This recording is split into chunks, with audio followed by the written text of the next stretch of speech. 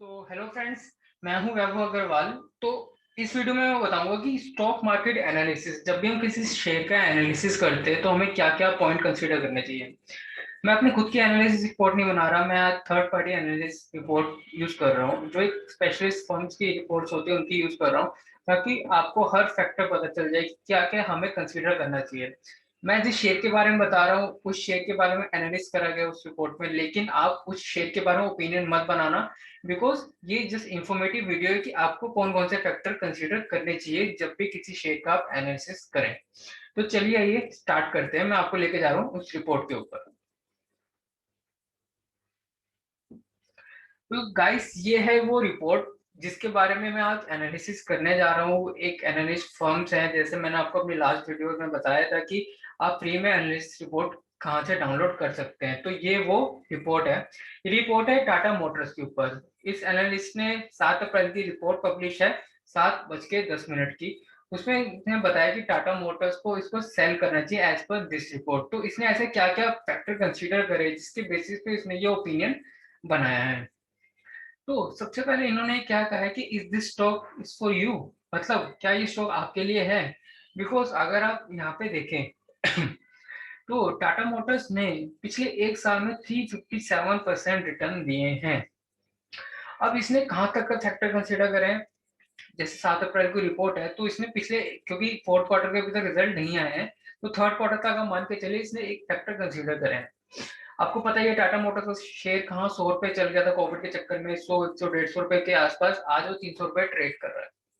तो टाटा मोटर्स ने अच्छे खासा आपको रिटर्न दिया, लेकिन यहाँ पे आपको रिस्क एपेटाइट भी देखना चाहिए कि इसने रिस्क इसका as compare to Sensex, Sensex का रिस्क 3.13 है, यहाँ पे 6.30 का रिस्क टाटा मोटर्स लेके आपको दिखा रहा है, बिकॉज इसमें काफी वोलेटिलिटी रहती है। चलिए ये और नीचे चलते हैं, और ये क्या कह रहा है। अब हम यहाँ पे देखिए, इन्होंने एक बहुत अच्छा एनालिसिस करा है। इन्होंने कहा है कि इन्वेस्टर को पिछले 3 सालों में कितने रिटर्न मिले हैं।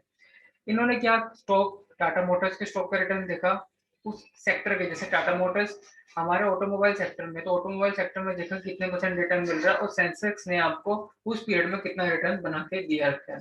तो जब भी आप किसी स्टॉक का एनालिसिस करें तो उनके जो पीयर्स हैं उनको जरूर कंसीडर करिए कि वो कितना परसेंट आपको रिटर्न दे रहे हैं, और जिस स्टॉक में आप इन्वेस्ट करना चाहते हैं, जिस स्टॉक के बारे में आप पढ़ रहे हैं, वो आपको कितना परसेंट रिटर्न दे रहा है। मैं यहाँ कुछ पर्टिकुलर टाटा मोटर्स के ऊपर नहीं ओपिनियन दे रहा, इसलिए आप खाली ओपिनियन ले सकते हैं। जैसे अगर हम 6 मंथ की देखें तो टाटा मोटर्स ने आपको 118% रिटर्न दिए हैं, एज कम्पेयर टू उनके जो सेक्टर है, सेक्टर्स के पीयर्स है, मारुति होगी, महिंद्रा महिंद्रा होगी, उसने आपको 22% रिटर्न दिए हैं, और पूरे सेंसेक्स में मिला के आपको 24% रिटर्न दिए हैं।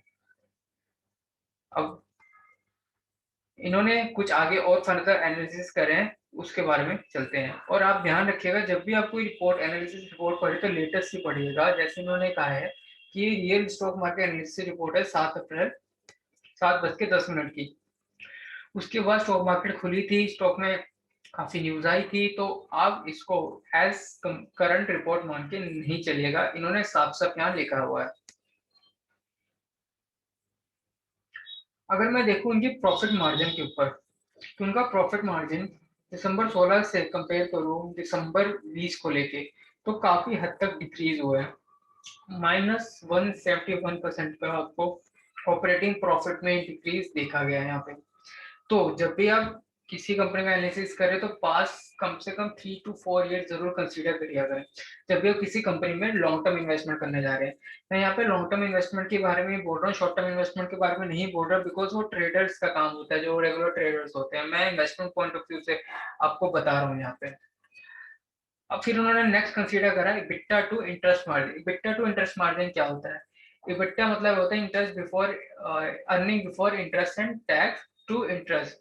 मतलब ऐसा प्रॉफिट जिसमें अभी तक इंटरेस्ट माइनस नहीं हुआ है ना टैक्स माइनस हुआ है, उसके कंपैरिजन में आपको कितना परसेंट इंटरेस्ट पे करना पड़ रहा है। तो अगर आप इनका देखें तो इनका इबिट्टा मार्जिन कमजोर होते जा रहा है साल भर साल। क्यों? बिट्टा क्या होता है, बिट्टा टू इंटरेस्ट क्या होता है, बिट्टा डिवाइडेड बाय इंटरेस्ट। मतलब ये रेशो वो आपको इंडिकेट करती है कि कंपनी कितना प्रॉफिट कमा रही है, कि कितना गुना इंटरेस्ट वो और बियर कर सकती है। तो पहले वो 4 गुना इंटरेस्ट बियर कर सकती थी, फिर वो 3 गुना हुआ, अब वो 2 गुना हुआ, वो 1 गुना के आसपास आ चुका है।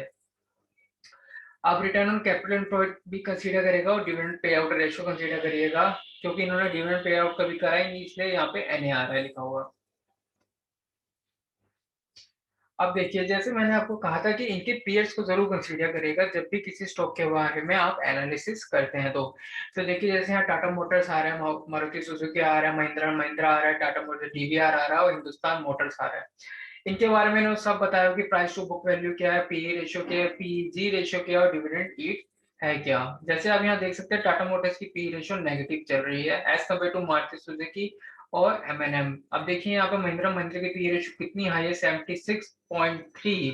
वही मारुति सुजुकी की 46.2 है, हिंदुस्तान मोटर्स की 88 है, उनकी माइनस में है, बिकॉज ये अभी लॉस मेकिंग हुआ। इसी क्वार्टर दिसंबर 20 में इन्होंने प्रॉफिट शो करा है, वरना पिछले कई क्वार्टर से ये लॉस शो कर रहे हैं अपनी बुक्स में।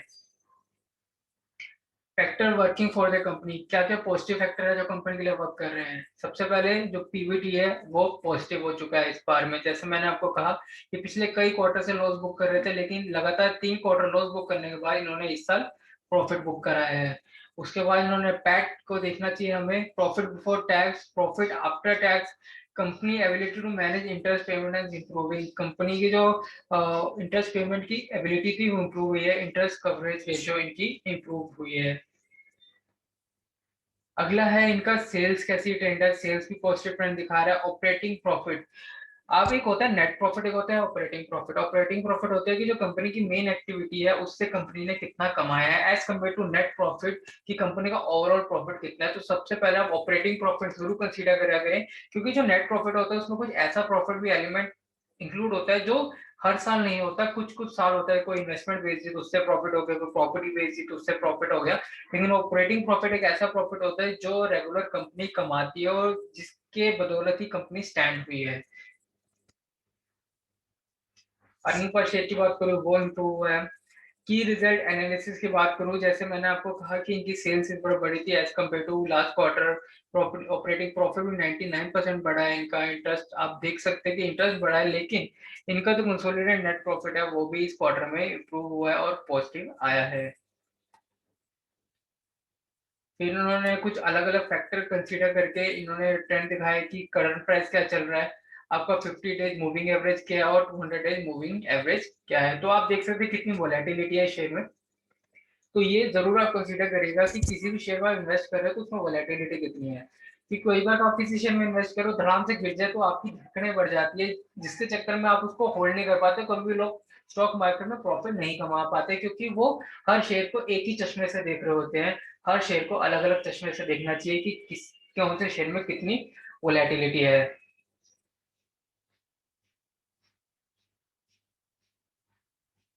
यहाँ उन्होंने फिर कंपैरिजन करा है रिटर्न्स का, return comparison to with peers उनका क्या हुआ है, 3 मंथ्स का, 1 ईयर का, 3 इयर्स का, विद पीयर्स कंपैरिजन करा है उन्होंने इस बार।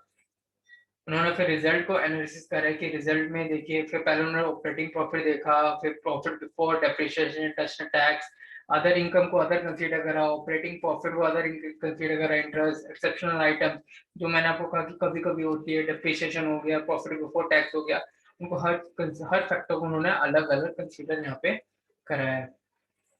नेट सेल को देखा फिर उन्होंने, उसमें कितने इंक्रीज हुआ।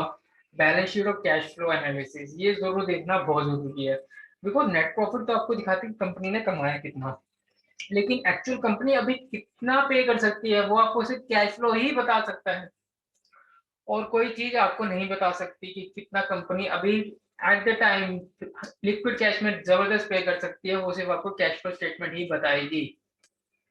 फिर उन्होंने पीयर कंपैरिजन करा, पीयर कंपैरिजन में उन्होंने देखा साइज, ग्रोथ फैक्टर कितना हुआ है, फिर कैपिटल स्ट्रक्चर क्या है कंपनी का, फिर मैनेजमेंट क्वार्टरली फैक्टर्स क्या है, अलग अलग देखिए आप। जैसे वैल्यूएशन फैक्टर में आप पी रेशियो को देख सकते हैं, price to book value, PE ratio, dividend yield, EBITDA को दे सकते हैं, कैपिटल एम्प्लॉयड को दे सकते हैं। शेयर होल्डिंग में देखिए प्रमोटर की होल्डिंग कितनी है। जैसे आप प्रमोटर की होल्डिंग देखनी बहुत जरूरी होती है किसी भी कंपनी में, तो टाटा मोटर्स में देख सकते हैं आपके प्रमोटर होल्डिंग लेस देन 50% है as compare to Maruti Suzuki, वहां पे प्रमोटर अभी मोर देन 50% डिप्स लेके बैठे हुए हैं।